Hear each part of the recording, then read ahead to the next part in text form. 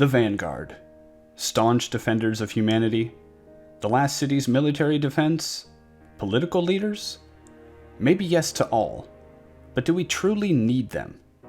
With Shadowkeep on the horizon, now is the perfect time to ask, will the Vanguard be an integral part of our story going forward, or is it time to leave them behind? Let us begin by asking ourselves, what are the Vanguard anyway? What is their purpose? While they feature prominently through our story and in the lore, there's actually little canonical information on the Vanguard's intended purpose. The best description we can find is from Destiny 1, the lore behind the Vanguard marks, tokens you could get to earn gear from the Vanguard, which reads, "When a terrible threat rises, Guardians look to the Vanguard, the closest they have to a command structure. These elite veterans coordinate the reports of roaming hunters, the analyses of cloistered warlocks, and the instincts of grizzled titans into a single plan of action. And when Guardians fight as part of that plan, the Vanguard rewards them."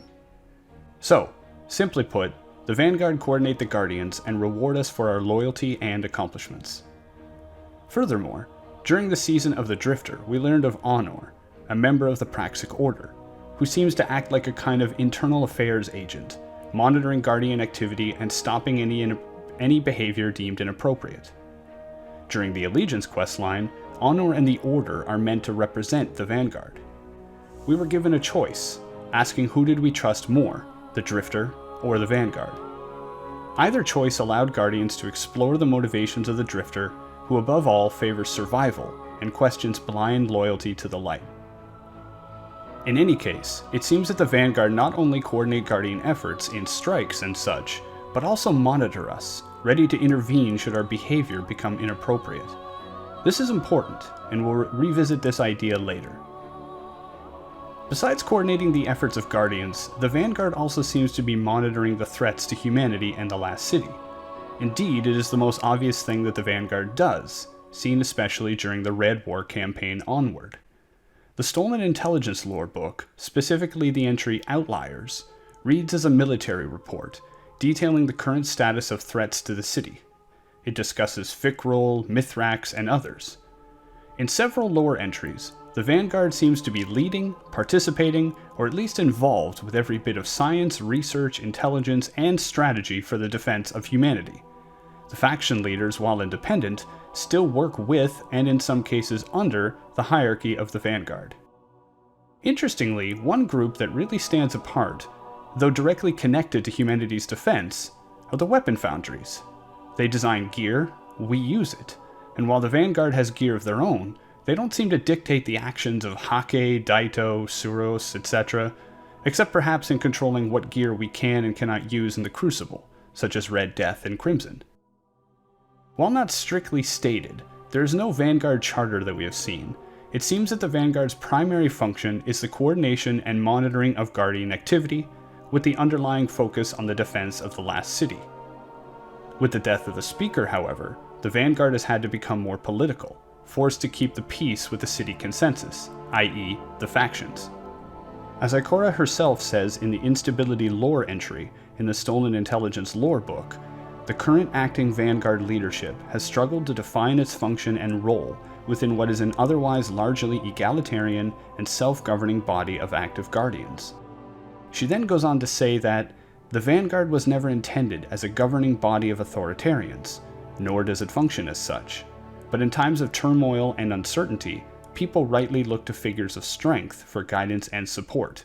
Neither the Titan Vanguard nor I ever intended to become politicians. We are warriors first and foremost, and we no longer feel that we are able to serve as such. So the Vanguard was never intended as a governing body of authoritarians. They simply were figures of strength both Guardians and the city could turn to for guidance and support. With the death of the Speaker, and the responsibilities of political leadership falling on their shoulders, the Vanguard is questioning their role. Here's why that's incredibly fascinating.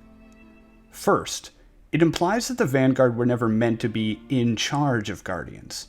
Mentors, yes. Teachers, yes. But authoritarians, maybe not.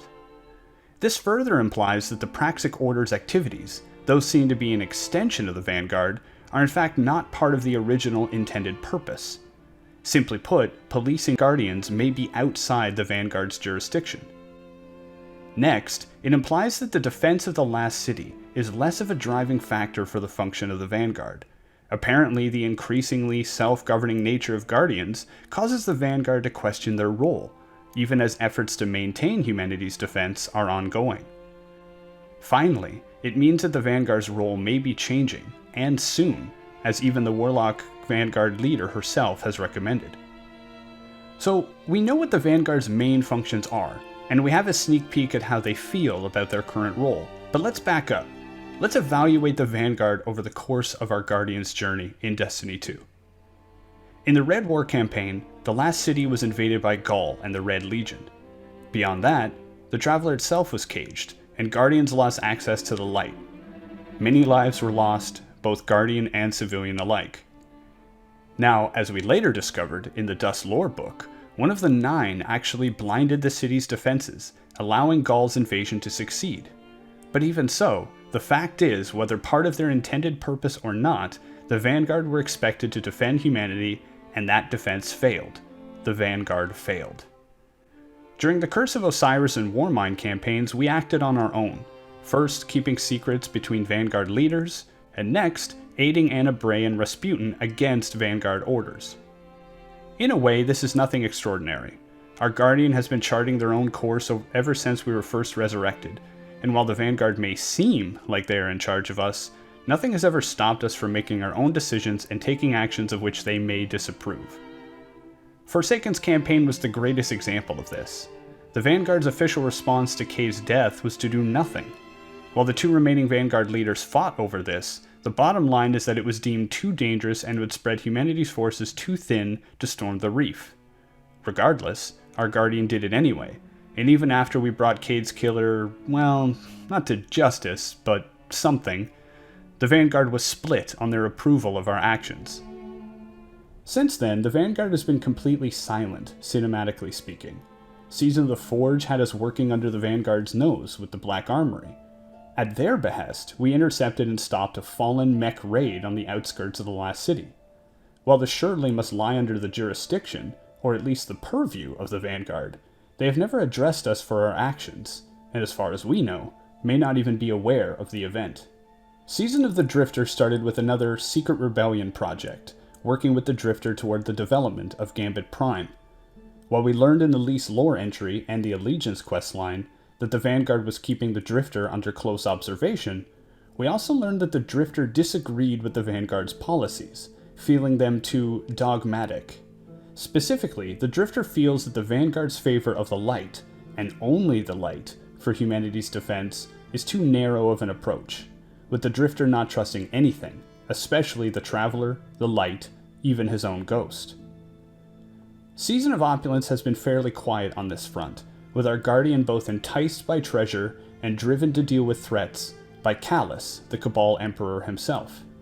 When the Praxic Order stated concern to the Vanguard over increased Guardian activity on the Leviathan, as seen in the Penumbral Mark lore, Ikora and Zavala showed reluctance to intervene. Specifically, the Vanguard believe Callus to be keeping the remnants of the Red Legion at bay, and while Guardians favor him now, they presume we'll move on soon. Now, for some of us Guardians, the story of the Vanguard may be seen as one full of annoyance, failure, and silence. Cinematics and dialogue are few and far between, giving the impression of a dispassionate Vanguard. Additionally, while the lore behind things such as the Oxygen Scout Rifle and the Stolen Intelligence lore book show Ikora and Zavala at least trying to maintain the Vanguard's role, the fact that these moments are hidden in lore means that the easiest, and thus likely most common perception to have in the community, is one of a group with seemingly no function. While the difference between the main narrative and the records of lore have always created a dissonance in Destiny, in this case, it may serve to have a very negative impact on our perception of the Vanguard. If you didn't pay attention to the lore, all you would have seen in Destiny 2 is a Vanguard that failed to protect the last city, gets mad at us sometimes, refused to avenge one of the most beloved characters, one of their own, barely refreshes their gear, gives some decent pinnacle weapons from time to time, in Ikora's case doing almost nothing, and has been mostly silent this past year. During my travels of this system, meeting guardians from all walks of life, I have seen growing disinterest develop to outright revulsions for the Vanguard. And who could blame anyone for having this attitude, given all we have seen? In fact, I presume some of you may have seen the title to this video and laughed and yelled, "No! No, we do not need the Vanguard." And that's fair. So, let's talk a little now as to why we have this perception, why things are this way. Well, besides writer intention, there are two semi-indirect reasons for this. The first, Zavala and Ikora are voiced by famous and expensive actors. Getting them to speak in this game would take considerable budget, away from somewhere else. Hence the Vanguard has been silent. Next, the story of the past year, and maybe of the year ahead, involves Guardians forging their own destiny. And when you are carving your own path, you often leave your mentors behind. Look at every hero's journey. Look at characters such as Obi-Wan, Yoda, Dumbledore, Gandalf, etc. Narratively speaking, the hero cannot be overshadowed by their mentors. So we have shied away from the Vanguard as we continue to walk the path Shin Malphur sought out for us. A path where we walk the line between light and dark, wielding both Thorn and Lumina, using and understanding the powers of light and darkness to protect humanity. Beyond that, there are mechanical lacks as well. Other than some fairly decent pinnacle weapons, the Vanguard has not done anything this past year. Strikes do not reward anything beyond daily and weekly challenges, Nightfall loot does not come from the Vanguard itself, or at least doesn't appear that way, and Ikora's role has shifted back to giving us a single item per character per week, and nothing else. Indeed, this does not look to be changing anytime soon. Ikora has been featured in some recent Vidocs, potentially somewhat involved with Shadowkeep's narrative, but we know the vendors are not getting a refresh, and while Gambit and the Crucible will feature new pinnacle weapons to chase in Shadowkeep, the Vanguard strangely will not. So, do we need the Vanguard? As Zavala himself said in the Penumbral Mark lore, Guardians go where the guns are, and where the fighting is. With that in mind, and given the way the Vanguard has acted and been designed this past year, the immediate answer would be no, we don't need them.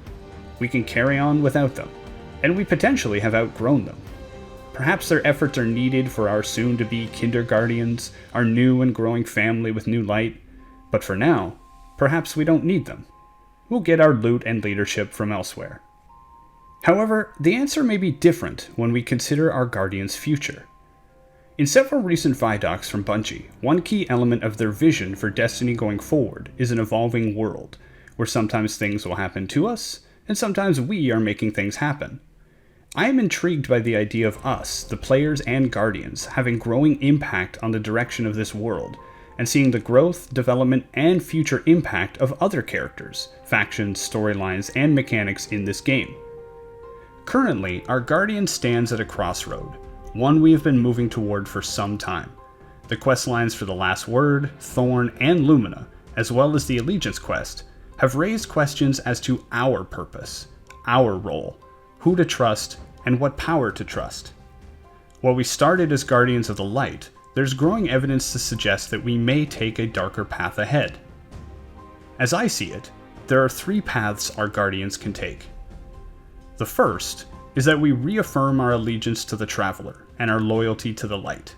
Perhaps after a year of dalliance, our creation of Lumina emboldens us to trust what we know and fight the oncoming darkness with our newfound hope. The second is that we take the complete opposite approach, fight darkness with darkness, explore and understand our enemies, and adopt darkness-paced powers and weapons. Give in to the mysterious and powerful dark forces and use them exclusively. Some in our community have guessed, hoped, and theorized that this may happen.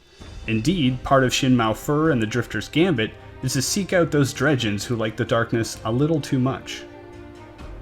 The third, and in my mind most likely approach, is the middle path.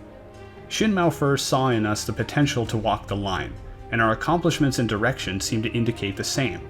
We have used a modified version of Thorn, of Darkness, and we have crafted Lumina. We are no stranger to using our enemy's strength against them, such as the sword logic, but we have faced great threats with the light by our side.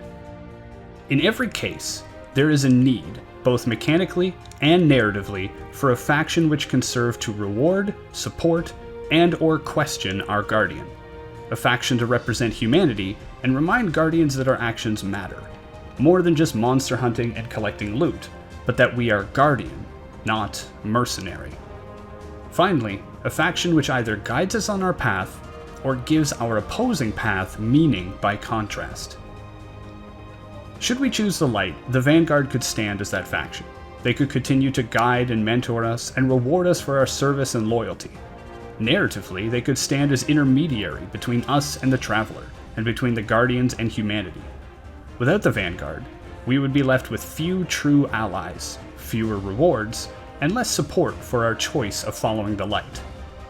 As the Traveler continues to be silent, and the bulk of humanity remains absent from our day-to-day Guardian lives, only our accomplishments support us, encourage us to use the light.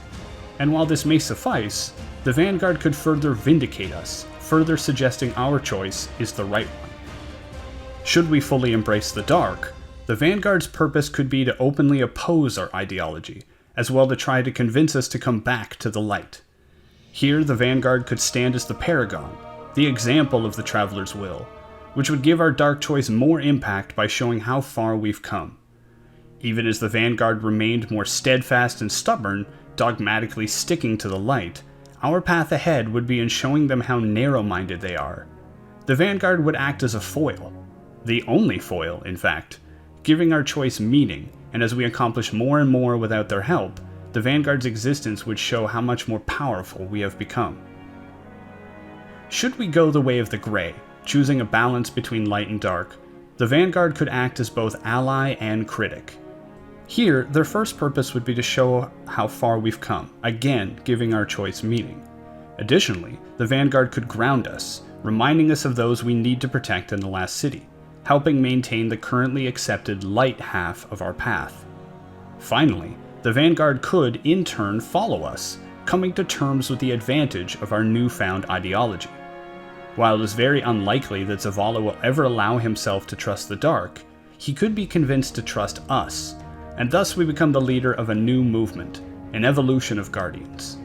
As Shin Malfur says in the Nothing Ends lore book, "What you do next, as you conquer light and shadow, will set us all on our way toward a future where generations will be fueled by your righteous might." For any of this to happen, for the Vanguard to matter more to our Guardian, they must take a more prominent place both narratively and mechanically. While Ikora and Zavala's voice actors are expensive, there are ways to encourage their presence mechanically, whichever path we take. Here are some suggestions. A vendor refresh is always welcome, essentially buying our interest and loyalty via loot, aka the Callous method. Strike-specific rewards may not be coming back, but if they do, re-emphasizing strikes as a Guardian-directed activity would make them more important to our Guardian. Flashpoints and planetary NPCs. Presumably there could be more budget for adding dialogue for planetary NPCs than for the Vanguard. Emphasize that they are an extension of the Vanguard, and suddenly the Vanguard's purpose seems more clear and more present. Rather than stealing military reports from the Stolen Intelligence lore book, flashpoints now are described as organized Vanguard action, in which Guardians are rewarded for their participation. New armor sets, either from the Vanguard or as the result of flashpoints, with bonuses unlocked through collecting the full set and or masterworking the armor similar to this year's Solstice. Bonuses such as increased lost sector damage, 100-meter resource and chest scanners, and increased materials from planetary activities would be another loot chase, all thanks to the Vanguard. A Vanguard-related title would be a literal badge of honor, bringing more meaning to their existence, their role, and our loyalty and participation. Finally, more character interactions. While we'll likely never get a Mass Effect dialogue wheel in Destiny, there have been instances where our actions and choices were reflected in character interactions. In Destiny 1, we were often nicknamed by NPCs based on our accomplishments and choices. Hivebane, Young Wolf. We've seen this in Destiny 2, when the Awoken in the Dreaming City call you cousin, should you play an Awoken. In Gambit, when the Drifter calls anyone who sided with the Vanguard a snitch. And in the first mission of Forsaken, where Cade narrates your actions based on your choices. More of this would make our characters feel more alive, and again, give our choices and accomplishments more meaning and significance. Similarly, at the end of Forsaken, every NPC gave us a moment to tell us how they felt about our hunt for vengeance on the Tangled Shore. Even just more written text at the end of quests can provide some additional impact. Finally, more questlines which allow us to learn more about the world around us and interact with characters more, such as the Allegiance quest, would be very welcome and help accomplish the goal of immersion more fully. So, do we truly need the Vanguard? Currently, no. But, going forward, as the world changes around us, as we face more threats, and as storylines begin to come together, as our Guardian chooses their path or that choice is made for us, we will need allies. We will need more sources for loot, reasons to care about old activities, and a reminder that while we never go to the last city, we are keeping those people safe. That is the role of the Vanguard. That is their purpose. And with all the threats we have to face going forward, that is why we'll need the Vanguard more than we ever have before. What do you think? How do you feel about the Vanguard? Do you think they'll become more important going forward? Or should we move beyond them? Please let me know in the comments below. I would love your opinion and insight. I hope you enjoyed this deep dive into the Vanguard. Hopefully this gave you something to think about and helps tide you over until Shadowkeep. Thank you all very much for your time and attention. I'm Kaz PhD, this is Embrace Destiny, and I'll see you on the Moon Guardian.